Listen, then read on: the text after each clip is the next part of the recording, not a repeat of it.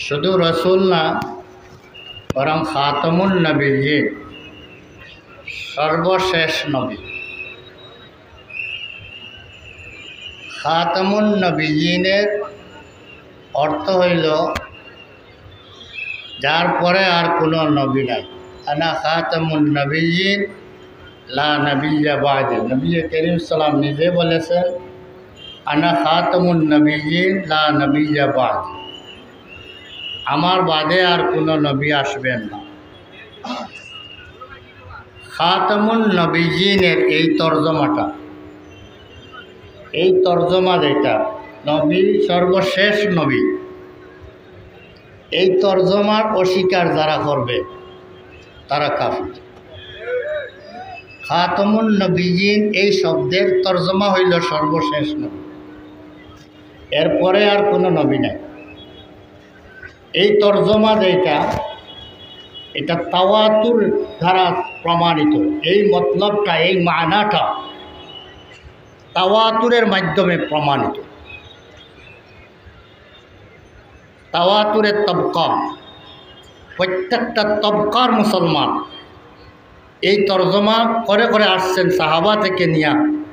পরবর্তীতে 1400 বৎসরের মুসলমান এই তর্জমা করে করে আসতেছেন এবং সবাই এই তর্জমা জেনে শুনে আসছেন। মোতাওয়াতির কোনো বিষয় যেটা, তাওয়াতুরের দ্বারা প্রমাণিত কোনো বিষয়ে যদি কেউ ইনকার করে, অস্বীকার করে, তাহলে সে কাফির। খাতামুন নবিয়্যিন এই শব্দ কোরআনে কারীমের আয়াত।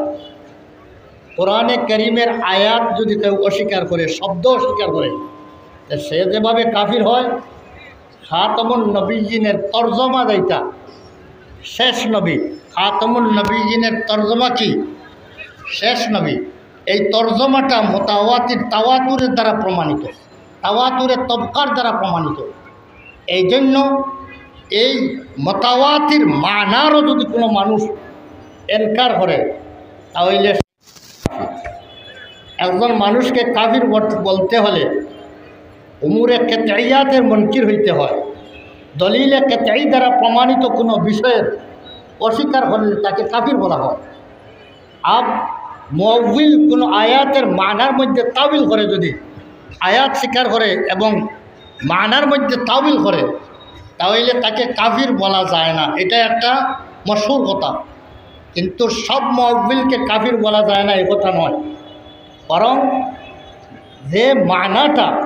যে মানাটা মোতাওয়াতির, কোনো শব্দের মানাটা যদি মোতাওয়াতির দ্বারা, শব্দ দ্বারা তাওয়াতুরের দ্বারা সাবিত বলা, এইভাবে মানাটাও যদি মোতাওয়াতির হয় আর সেই মানার খাও যদি অস্বীকার করে, এটা যদি তাউইল, এমন তাউইল করে যে তাউইলের কারণে মোতাওয়াতির মানা অস্বীকার হয়ে যায়, তাহলে সেই ব্যক্তি মুআউইল হইলেও, তাউইল করেনেওয়ালা হইলেও তাকে কাফির বলা যায়।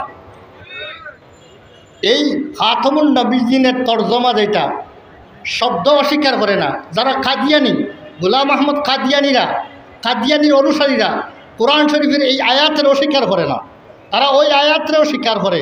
তাদের কোরআন শরীফে এই আয়াতও আছে, কিন্তু এই আয়াতের তর্জমা কি, মতলব কি, আমি তাদের লেখা তর্জমায় কোরআন দেখলাম, পড়িলাম, ওদের কোরআনে এই আয়াত আছে কি নাই তালাশ করে দেখলাম, এই আয়াত তাদের কোরআন শরীফে তো আছে। তাহলে এই আয়াত থাকা সত্ত্বে তারা কীভাবে কাদিয়ানিকে নবী মানে, কীভাবে নবী মানার সুযোগ কেমনে পায়?